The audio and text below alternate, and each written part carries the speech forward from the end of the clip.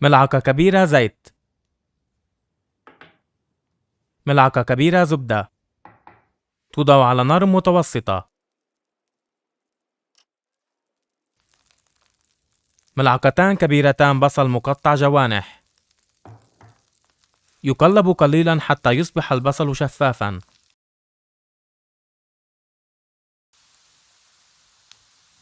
ملعقة صغيرة ثوم مهروس.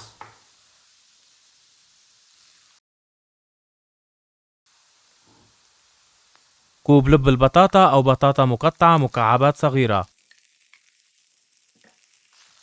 يقلب جيدا.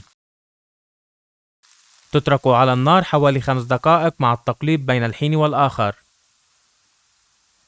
ملعقة صغيرة ملح. نصف ملعقة صغيرة بهار حلو. ملعقتان كبيرتان عصير ليمون حامض.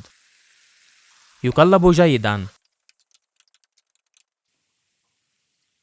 4 حبات بيض مخفوق.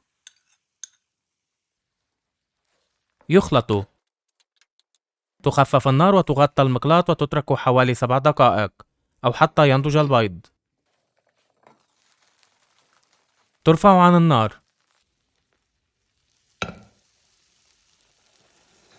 تضع عجة البطاطا في طبق وتقدم.